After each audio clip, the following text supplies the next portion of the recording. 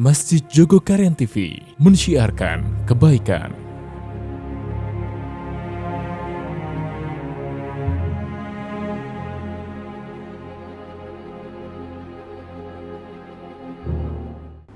Assalamualaikum warahmatullahi wabarakatuh. Alhamdulillah wa syukurillah wassalatu wassalamu ala rasulillah wa ala alihi wa sahbihi wa mawalah. La haula wa la quwata illa billah. Sahabat-sahabatku dan saudara-saudaraku semua yang dirahmati Allah, dicintai Allah Subhanahu wa taala. Segala puji bagi Allah. Alhamdulillah Allah kasih kita nikmat yang banyak. Kita bisa berjumpa lewat video ini dan mudah-mudahan Allah suatu saat pertemukan kita secara langsung. Insyaallah mudah-mudahan. Yang kedua, salam dan salam semoga terlimpah curah kepada Rasulullah Muhammad sallallahu alaihi wasallam atas karunia nikmat, atas keteladanan beliau, kesabaran beliau memimpin dan membimbing kita semua, kita bisa mengenal Allah Subhanahu wa taala. Dan tidak ada nikmat yang paling besar kecuali nikmatnya mengenal Allah Subhanahu wa taala. Orang yang tidak begitu kenal dengan Allah pasti hidupnya nggak begitu bahagia. Kalau ingin hidup bahagia, kenalilah Allah sungguh-sungguh. Dan itulah karunia nikmat yang paling besar, mengenali Allah, mengenali Tuhannya. Baik sahabatku semua yang dirahmati Allah, dicintai Allah Subhanahu wa taala. Kita mau ngobrol-ngobrolnya masalah konsep rezeki dalam Islam. Apa sih tujuannya kok dibahas ini? Ya biar kita lebih paham tentang rezeki kita, supaya kita nggak galau lagi dengan rezeki kita. Karena banyak banget orang yang hidupnya itu galau dengan rezekinya luar biasa. Jadi orang itu kebanyakan dari bangun tidur sampai tidur lagi, yang di kepalanya itu cuman urusan perut, urusan rezeki, urusan makan, cuman itu aja. Ekonomi terus yang dipikirkan. Bayangkan ya, dari mulai bangun tidur sampai tidur lagi, itu yang dipikirkan cuma masalah ekonomi terus. Rezeki terus dirisaukannya. Kan aneh ini. Makanya ulama kita, Syekh Syakik Al-Balqi, beliau katakan apa? Orang itu menyatakan 3 pernyataan yang dia dustai sendiri 3 pernyataan itu.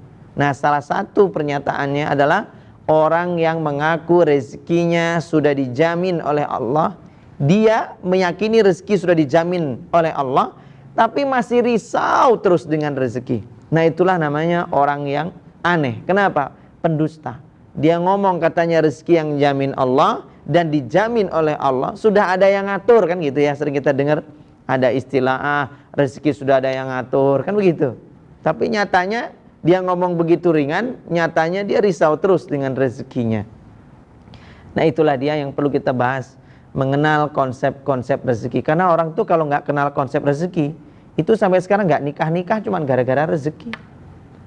Iya, wong yang mapan aja banyak, yang sudah punya pekerjaan, penghasilan tetap, mungkin penghasilannya juga gede, tapi tetap aja nggak nikah-nikah. Kenapa? Galau terus tentang rezekinya dia. Entar makan apa, entar bagaimana nafkahi, entar kalau punya anak, entar dia minta rumah, entar dia minta mobil. Stres dia.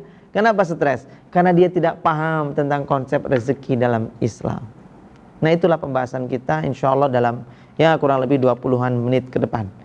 Baik sahabat-sahabatku semua dirahmati Allah, dicintai Allah Subhanahu wa taala. Islam itu mengenal ada beberapa konsep rezeki. Nah, karena waktu kita nggak lama, jadi saya cuma mau bahas 3 konsep rezeki dalam Islam. Sebenarnya kalau teorinya itu ada 8 konsep rezeki itu. Cuman pembahasan kita 3 dulu. Tapi 3 ini pokok. Yang paling sering bikin orang galau risau ini yang 3 ini. Makanya kita perlu paham yang 3 ini. Apa itu konsep rezeki dalam Islam? Yang pertama, bahwa Allah itu telah menjamin semua makhluknya, berakal ataupun tidak berakal. Saya ulangin ya, Allah itu sudah menjamin rezeki seluruh makhluknya, baik dia berakal ataupun tidak berakal. Seluruh pokoknya makhluk Allah dijamin rezekinya, berakal ataupun tak berakal. Kan Allah menyebut dalam surat Hud ayat ke-6. Apa kata Allah Subhanahu wa taala? A'udzu billahi minasyaitonir rajim. Wa ma min dabbatin fil ardi illa 'ala Allahi rizquha. Kata Allah apa? Wa ma min dabbatin fil ardi. Tidaklah Allah ciptakan makhluk dabbatin fil ard, yang bergerak, yang melata di atas muka bumi ini, semuanya makhluk Allah itu illa 'alallahi rizquha, melainkan sudah Allah jamin rezekinya. Ingat, sudah dijamin rezekinya. Berarti Allah kalau ciptakan makhluk itu sama rezeki itu udah sepaket. Jadi nggak bisa namanya nggak sepaket. Ya sepaket. Ibaratnya apa? Ibaratkan jasad dengan ruh. Jasad dengan ruh itu udah sepaket. Kalau terpisah, matilah dia. Rezeki juga begitu. Makanya kata para ulama, orang itu sama rezeki itu udah sepaket. Loh, tahu dari mana sepaketnya? Bukankah kita dengar hadis Nabi SAW riwayat Ibnu Mas'ud radhiyallahu anhu? Ya, hadis ini diriwayatkan oleh Imam Muslim. Apa kata Nabi SAW?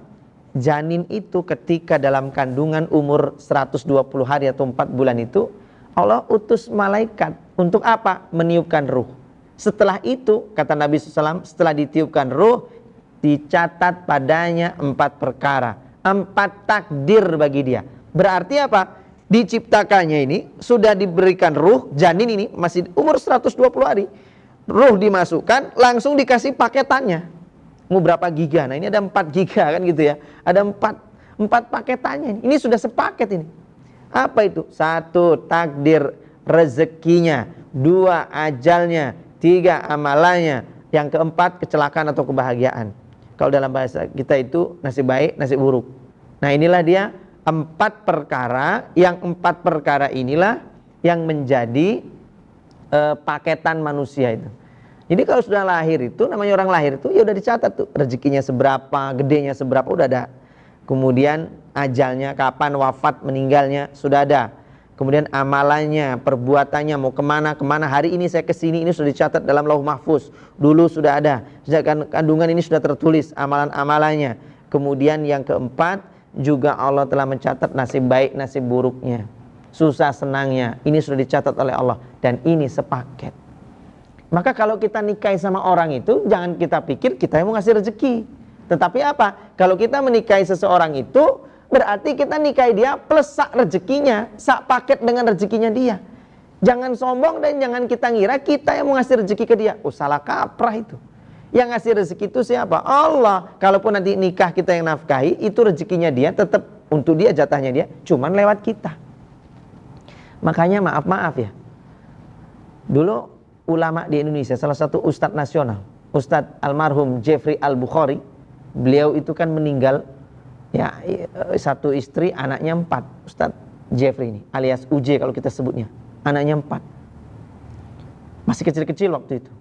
Coba Anda bayangkan, UJ ini bukan PNS, gaji nggak ada yang nanggung, pemerintah tidak menjamin, kan nggak ada tuh tunjangan, wong dia swasta kok, bukan PNS loh, bukan PNS. Allah cabut nyawanya, Allah ambil beliau, meninggal beliau, tapi lihat, perhatikan, apakah istrinya meninggal? Apakah anak-anaknya meninggal? Enggak. Kenapa? Sejatinya UJ meninggal itu ya, UJ meninggal dengan rezekinya saja, istrinya, anak-anaknya masih hidup. Kenapa? Karena yang ngasih rezeki itu bukan UJ. UJ itu cuma jalur lewat aja. Yang ngasih rezeki siapa? Allah. Dulu ingat, kita pernah lihat ya di pemberitaan, setelah meninggalnya ujian bertubi-tubi, nimpa lagi yang berikutnya apa? Mbak Pipi, istrinya almarhum UJ, rumahnya kebakaran. Tapi qadarullah selamat dia dan anak-anaknya. Kenapa? Karena emang dia belum waktunya mati. Dia masih punya jatah rezeki. Bisa dipahami ya, sahabat-sahabat semua yang dirahmati Allah. Itulah dia, Allah ciptakan makhluk itu sudah dijamin rezekinya. Makanya Ibnu Katsir ya, dalam kitab Al-Bidayah wa An-Nihayah, apa kata beliau? Beliau menukil pernyataan atau menceritakan, ini Ibnu Katsir ini menceritakan tentang ada seseorang yang mendatangi syekh atau ulama generasi tabi'ut tabi'in yang bernama Ibrahim bin Adham. Ini si jamaah ini datang kepada Syekh Ibrahim bin Adham rahimahullah ta'ala. Apa kata si jamaahnya ini? Syekh, gimana ya, anak saya ini banyak, tolong Syekh, anak saya ini banyak, aduh, apa kira-kira saya bisa ngasih nafkah atau tidak? Saya takutnya mereka mati kelaparan karena saya tidak bisa kasih mereka makan. Jadi ini lucu bapak ini, dia yang istilahnya mengkreat sendiri, dia yang punya anak-anak sendiri, diperbanyak, dia sendiri yang memperbanyak, dia sendiri yang bingung. Maka apa kata jawaban cerdasnya Syekh Ibrahim bin Adham? Perhatikan jawaban cerdasnya. Ketika ada orang mengadukan tentang rezekinya karena anaknya banyak, kata Syekh Ibrahim bin Adham, kalau gitu gini aja Pak, Anda pulang, lalu tunjuk mana anak-anakmu yang rezekinya tidak dijamin oleh Allah, kirim kembali. Anakmu yang tidak dijamin rezekinya oleh Allah, kirim kemari, biar saya ngurus. Bapak itu tadi langsung terdiam. Kenapa? Astagfirullahaladzim. Iya ya, selama ini saya tuh kalau di lisan tuh ngomong rezeki itu yang jamin Allah, tapi kenapa saya risau? Kenapa saya ragu terus? Nah, disitulah dia teman-teman semua yang dirahmati Allah. Rezeki itu yang jamin Allah subhanahu wa ta'ala. Yang jamin rezeki itu Allah. Maka gak usah risau, santai gitu ya. Taib. Ini pembahasan kita konsep rezeki yang pertama, bahwa rezeki itu yang jamin Allah. Maka ini sekaligus saya mau wasiat nih ya, tolong diperhatikan buat emak-emak, buat bapak-bapak, buat ibu-ibu, Pak De, Bude, Simbah, semuanya ini tolong perhatikan. Kalau cari menantu, ingat, kalau cari menantu jangan sampai kau halang-halangi anakmu yang sudah mau nikah dengan pilihannya yang soleh hanya gara-gara kurang mapan ditolak. Oh, awas ini tanda-tanda kena penyakit hubud dunia, nggak paham rezeki. Anaknya mau nikah ditanya, no gitu ya, panggilan kalau orang Jawa kan anak perempuan denok kan, no wis duwe calon no, sampun cah ngendi no, anak mana no. Anaknya jawab, alhamdulillah tonggo kampung, tetangga kampung sebelah. Oh iya no, lihat pertanyaannya orang hubud dunia itu tanyanya apa? Kerjaannya apa no? Yang ditanya itu pekerjaannya apa? Bukan ditanya sholatnya apa, bukan ditanya bisa ngaji apa enggak. Yang ditanya gaweane opo, kerjaannya opo. Kenapa? Risau sekali namanya orang tua ini, terlalu risau. Risau apa? Risau nih kalau anaknya nanti bisa nikah terus gak makan. Lupa dari yang ngasih rezeki itu Allah. Giliran anaknya jawab, alhamdulillah jualan pulsa gitu. Langsung bapak ibunya jingkrak langsung sungune metu. Apa kata orang tuanya? Weh, nikah karo lanang dodolan pulsa, masa depan gak jelas. Nek nikah ki golek suami ki sing PNS, golek sing pegawai, penghasilannya tetap begitu. Ini orang tua ini mengira yang ngasih rezekinya anak itu si suaminya, Pak. Ini tolong diperbaiki akidah ini. Kalau enggak Anda meninggal dunia dalam keadaan apa? Rusak akidahnya. Kenapa? Karena mengira bahwa yang ngasih rezeki dan jamin rezeki itu kita. Manusia. Tidak. Suami. Bukan. Allah. Makanya kalau suami meninggal, istri tetap bisa hidup lagi. Mbuh nikah meneh, golek bojo meneh, bisa. Caranya itu terserah Allah. Makanya jangan sekali-kali kita coba-coba ngatur rezeki. Makanya bedanya gini. Ada orang tuh punya anak sedikit, stres. Ada yang punya anak banyak, nggak stres. Bedanya apa? Letaknya pada tauhid tentang rezeki ini. Kenapa? Yang punya anak banyak, orangnya hidupnya pas-pasan. Hidupnya tuh sederhana. Anaknya banyak. Ditakoni, Pak, ramumu tuh Pak anaknya oke ragate ora iku biasa wae. Kenapa? Anaknya banyak tapi ternyata apa? Cerdas-cerdas, pinter-pinter, kasih beasiswa, iso sekolah kabeh. Ada orang yang kaya raya, anak itu telur ragate oke. Kuliah di sana, kuliah di sini, wah, terlalu banyak biayanya. Sampai orang tuanya mungkin jual sawah, ini segala macam. 3 habis-habisan hartanya. Ini kolahkan 3 habis-habisan. Lah ini ada orang hidupnya sederhana, anak S10, iso sekolah kabeh, favorit. Apa bedanya? Tauhid tentang rezeki. Yang pertama, yang anaknya sedikit tadi memahami apa? Dia yang ngasih rezeki. Makanya dua anak, duh Bu, anak kita enggak usah banyak-banyak, telu wae. Iki wae ragate ketoke oke. Nah, itu karena dia selalu berpikir dia akan ngeragati. Maka kalau dia mikir begitu, anak ini akan tumbuh besar ngentek-ngentek ragat. Habis-habiskan duit. Tapi kalau punya anak banyak, selalu tauhidnya kuat. Allah yang jamin rezeki mereka. Dewe gawe wae. Allah yang ngasih rezeki. Allah kasih rezeki. Oh benar, anaknya banyak, Allah yang jamin. Entah beasiswa, inilah, itulah, gak rewel lah. Makan opo saanane, seadanya bisa. Nah itulah pentingnya namanya. Prinsipnya kita pahami rezeki. Cuma sayangnya tuh orang-orang tuh gak pahamnya di sini sih. Terlalu merisaukan rezeki. Tapi ya, saya kalau boleh bilang tuh gini. Rezeki itu, maaf sekali. Ketakutan dengan rezeki itu seperti orang yang takut dengan anjing. Maaf, ketakutan dengan anjing. Karena kemiskinan itu mirip dengan anjing ini. Maaf saya nggak ngomong orang miskin, tapi mental miskin itu sama dengan orang yang takut dengan anjing. Maksudnya gimana? Orang itu kalau ketemu anjing, nek dia lari malah dikejar sama anjing. Tapi kalau ada anjing menggonggong, terus dia yang sok wani, sok kendel, sok berani, pura-pura ngambil batu padahal nggak ada batu, tapi kayak sok kendel gitu, sok berani, getak, anjingnya tuh digetak sama dia, dihentak. Dibentak-bentak tuh anjing. Anjingnya yang kabur. Kita pura-pura ngambil batu, anjingnya ngacir. Begitulah kemiskinan. Orang tuh hidup takut miskin, malah dikejar kemiskinan, maka hidupnya akan miskin.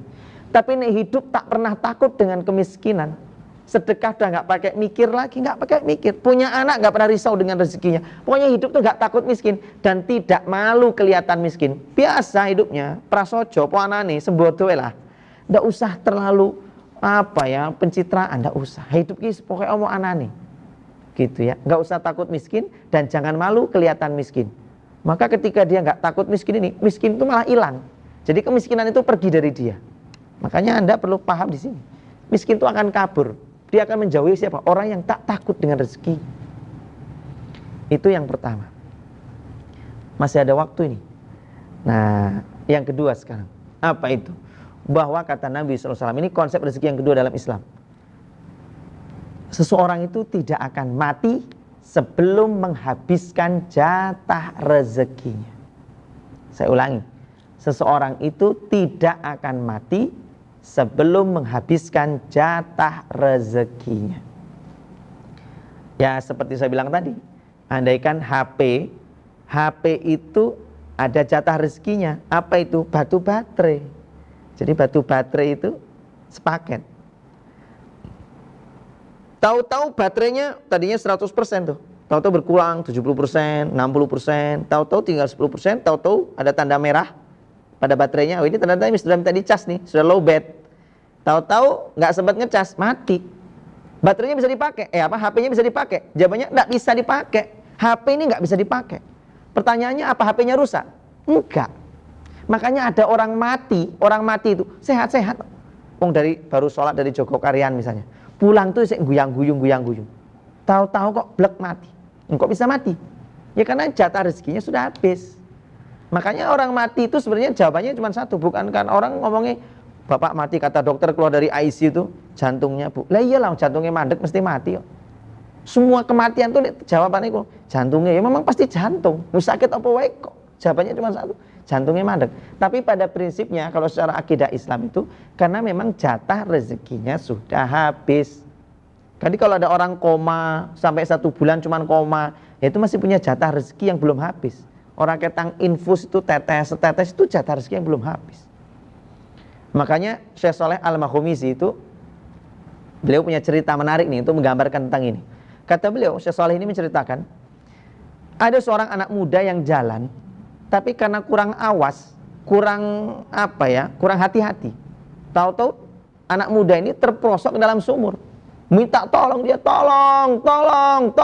Maka orang-orang sekitar itu keluar semua. Suaranya dari asal sumur ini. Langsung orang lihat, oh ada orang kecemplung, anak muda. Langsung orang mengulurkan tali nolong anak muda ini.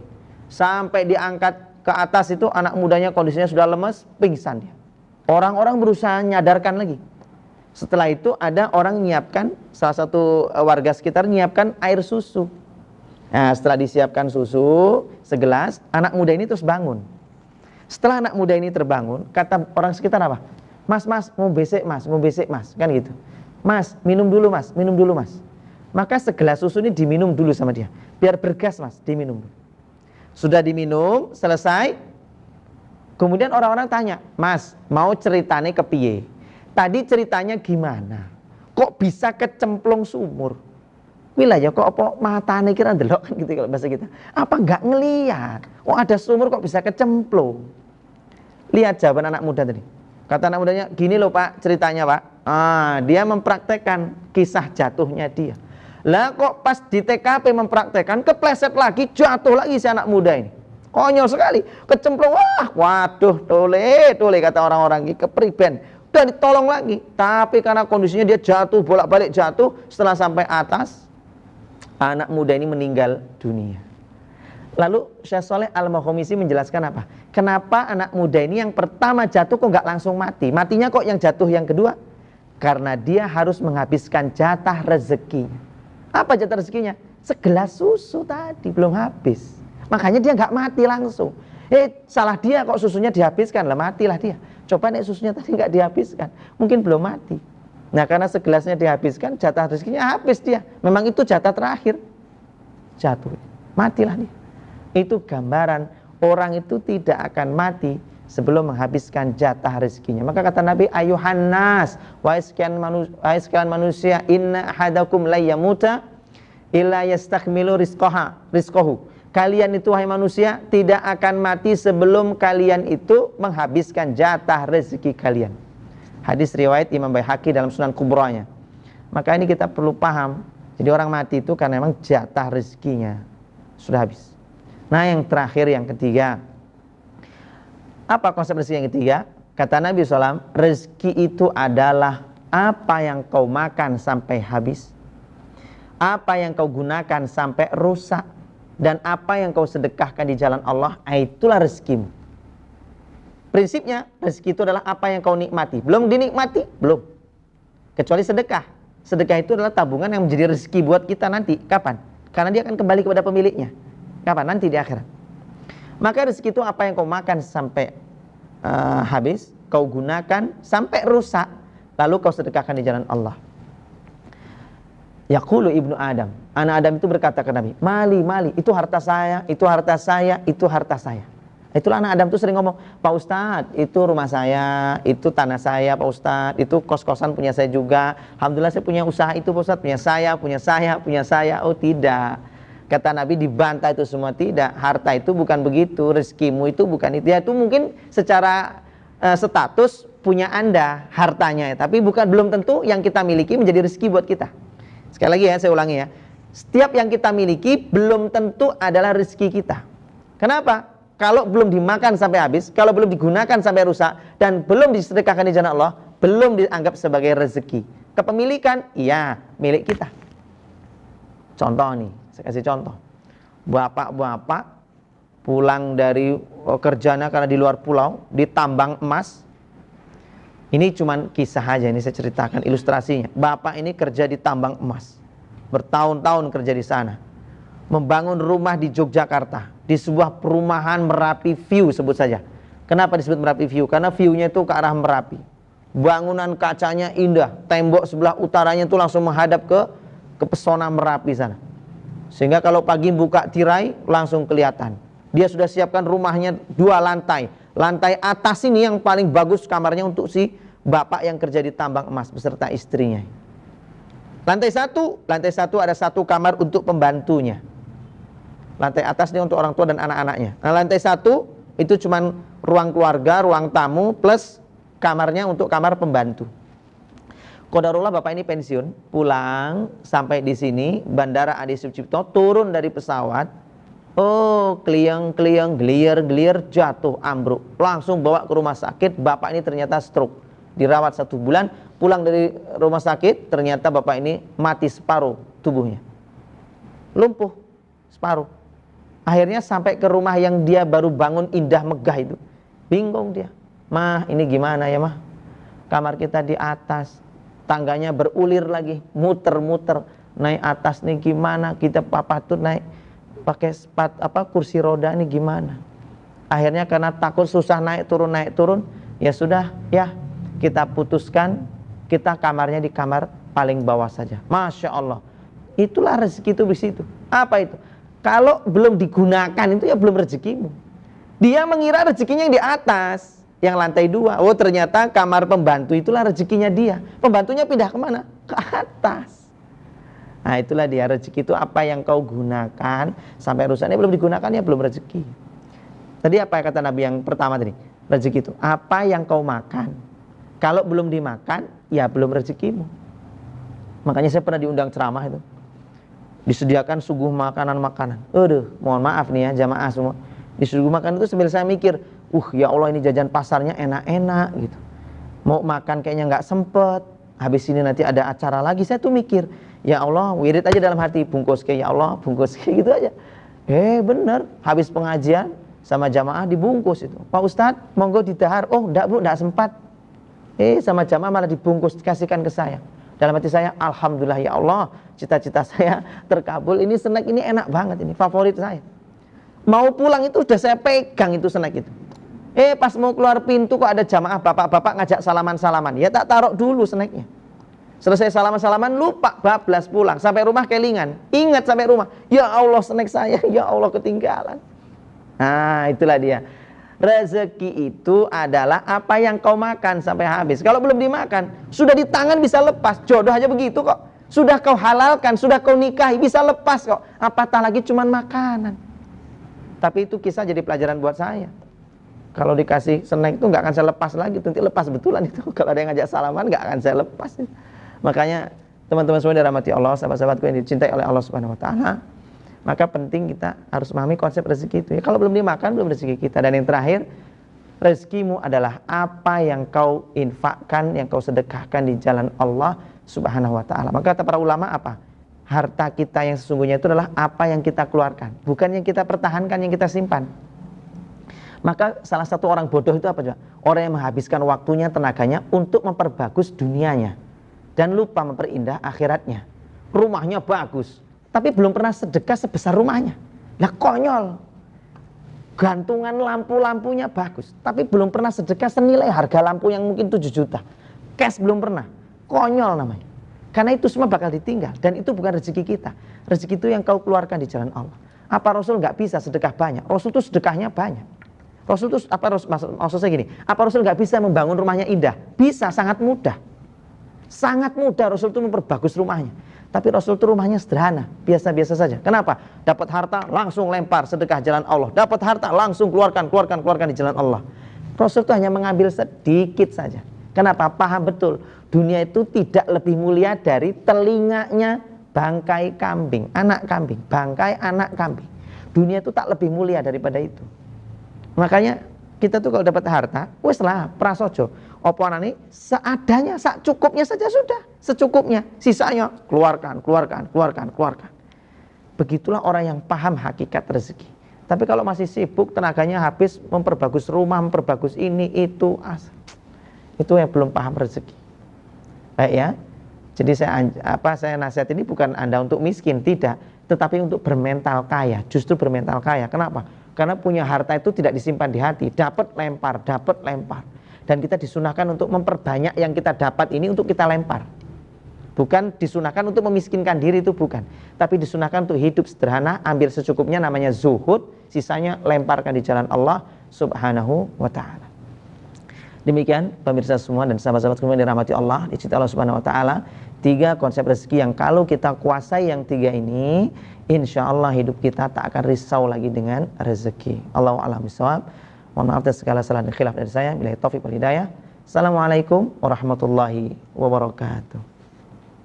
Masjid Jogokarian TV mensyiarkan kebaikan.